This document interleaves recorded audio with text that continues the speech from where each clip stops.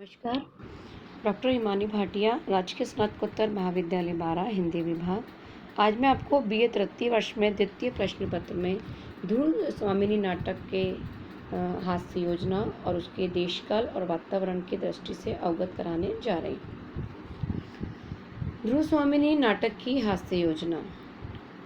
प्राचीन परंपरावादी के अनुसार भारतीय नाटकों में विदूषक पात्र के द्वारा हास्य व्यंग्य की योजना की जाती थी। ध्रुव स्वामिनी नाटक में कोई विदूषक पात्र नहीं है। हाँ, इस नाटक में प्रसाद जी ने हिजड़े, बोने और कुबड़े पात्रों द्वारा हास्य की सृष्टि की रचना की है। ध्रुव स्वामिनी एक समस्या प्रधान गंभीर नाटक है जिसमें हास्य व्यंग्य की व मनोहर छटा नहीं है जो प्रेक्षकों को रसमग्न करती रहे। प्रसाद जी हिजड़े, बोने और कुबड़े की शारीरिक आकृति, वेशभूषा, उनके द्वारा काल्पनिक युद्ध इत्यादि के वर्णन में हास्य की योजना की है, जिन्हें इस प्रकार देखा जा सकता है। उदाहरण के तौर पर उन्होंने कहा है, नहीं आज युद्ध होगा, तुम स्त्री नहीं हो, तुम्हारी उंगलियां तो मेरी तलवार से भी अधिक चल रही हैं, तुम्हारे वस्त्रों से मैं धोखा न खा पाऊंगा, तुम पुरुष हो और तुम अगर पुरुष हो तो मेरे साथ युद्ध करो। दूसरा उदाहरण उन्होंने दिया है, अरे मैं स्त्री हूँ बहनों, कोई मुझसे ब्याह भले ही कर सकता है, लड़ाई मैं क्या जानूँ। इस प्रकार से बोना भी बोलता है कि मैं भी 3 लात में इसका कुबर सीधा कर सकता हूँ। कुबड़ा लगा दे भाई बोने, फिर यह अचल हिन पुट बनता तो छूट जाए। इस प्रकार की इन्होंने हास्य व्यंग रचना जो इसमें करी है, ये बहुत ही सटीक प्रतीक होती है कि इस प्रकार ध्रुव स्वामिनी नाटक में बस यही 3-4 प्रसंग ऐसे हैं जिनके द्वारा हास्य का उद्रेक होता है। चूँकि ध्रुव स्वामिनी नाटक नारी समस्या प्रधान गंभीर नाटक है, इसलिए इस नाटक में हास्य की मनोहर छटा नहीं है। ध्रुव स्वामिनी नाटक के आरंभ में भी दर्शक के हृदय में उस समय हास्य उत्पन्न होता है जब खड्गधारियों गूंगी होने का बहाना करती हैं और ध्रुव स्वामिनी को दांत दिखाकर आगे बढ़ने का संकेत देती हैं। जब उसकी कलई खुलती है तब दर्शक हंसे बिना नहीं रहता। यह किस प्रकार ध्रुव स्वामिनी को चला रही थी। नेक्स्ट हम देखेंगे देशकाल एवं वातावरण की दृष्टि से ध्रुव स्वामिनी नाटक। ध्रुव स्वामिनी नाटक देशकाल एवं वातावरण की दृष्टि से एक सफल नाटक है। ध्रुव स्वामिनी नाटक का देश अर्थात स्थान भारत का देश गुप्त साम्राज्य है। काल की दृष्टि से ध्रुव स्वामिनी नाटक 1933 ईस्वी में रचित है, जिसमें प्रसाद जी ने गुप्तकालीन राजनीतिक वातावरण एवं सामाजिक दशा का सुंदर एवं यथार्थवादी रेखांकन किया है, जिन्हें इस प्रकार देखा जा सकता है। राजनीतिक दशा। ध्रुव स्वामिनी नाटक में प्रसाद जी ने राजनीतिक दशा के सिद्धांत का उल्लेख किया है कि राज्य का उत्तराधिकारी बड़ा पुत्र ही होता है, किंतु वह अयोग्य होता है तो उसके स्थान पर राजा छोटे पुत्र अथवा अन्य किसी को अपना उत्तराधिकारी नियुक्त कर सकता है। रामगुप्त के अयोग्य, विलासी, मद्यप, कायर होने पर भी उसकी जगह चंद्रगुप्त को उत्तराधिकार सौंपा गया था।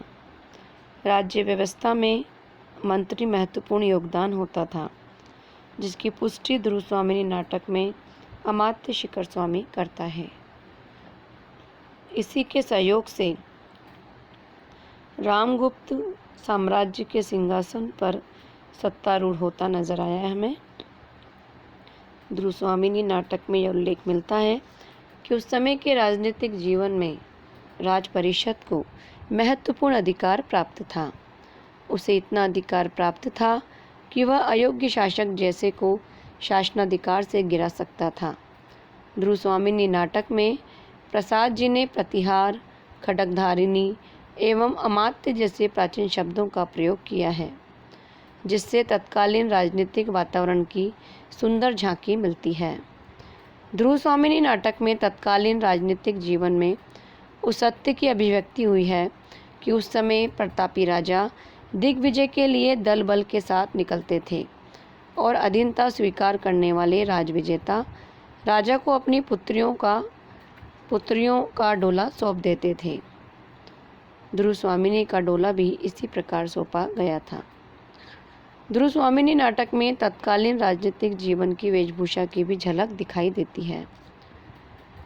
उस समय में राजा कोट पैंट कमीज अथवा पजामा आदि वस्त्रों का उपयोग नहीं करते थे। ध्रुवस्वामिनी नाटक में रामगुप्त को उत्तरीय वस्त्र पहने हुए दिखाया गया है। ध्रुवस्वामिनी नाटक में गुप्तकालीन वेशभूषा के साथ साथ गुप्तकालीन सज्जा सामग्री का उल्लेख भी नाटक के आरंभ में इस प्रकार दिखाई देता है। शिविर का पिछला भाग, जिसके पीछे पर्वतमाला या प्राचीर, शिविर का एक कोना दिखाई दे रहा है जिससे सटा हुआ चंद्रतप टंगा है। मोटी मोटी रेशमी डोरियों से सुनहले काम के पर्दे खंभों से बंधे हैं। इस प्रकार ध्रुवस्वामिनी नाटक में तत्कालीन राजनीतिक जीवन की अभिव्यक्ति हुई है।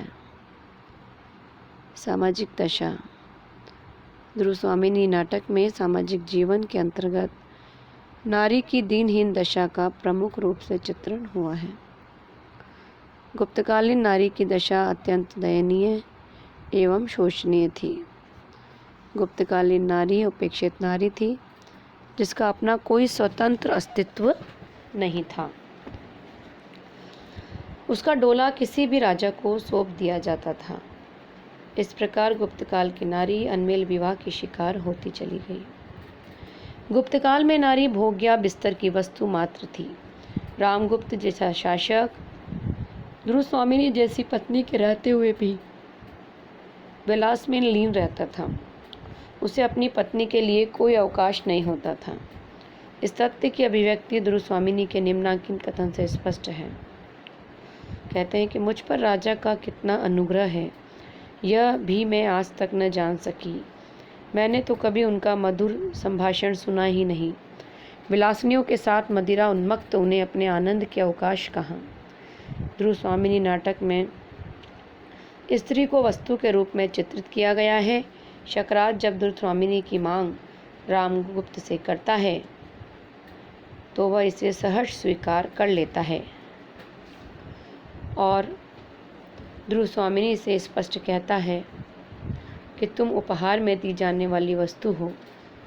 आज मैं तुम्हें किसी दूसरे को देना चाहता हूँ। इसमें तुम्हें आपत्ति क्यों है? गुप्तकाल में स्त्रियों की स्थिति पशुओं से भी बदतर थी। ये दिखाई दे रहा है कि जिसकी पुष्टि ध्रुवस्वामिनी के कथन से होती है कि पुरुषों ने स्त्रियों को पशु संपत्ति समझकर उन पर अत्याचार करने का अभ्यास बना लिया है। वह मेरे साथ नहीं चल सकता। इस प्रकार हम देखते हैं कि नारी की दशा गुप्तकाल में कितनी दर्दनीय थी, कितनी पीड़ा उसको सहन करनी पड़ती थी। इस प्रकार ध्रुवस्वामिनी नाटक में सामाजिक जीवन के अंतर्गत भारतीय नारी की दयनीय दशा को मुखर किया गया है।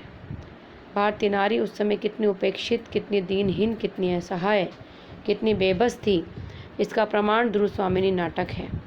उस समय की नारी को कोई अधिकार सम्मान प्राप्त नहीं था। उसका अपना कोई गौरव, कोई अस्तित्व, कोई स्वतंत्र व्यक्तित्व एवं उसकी कोई अपनी अस्मिता नहीं थी। वह मात्र भोग की वस्तु थी। धन्यवाद।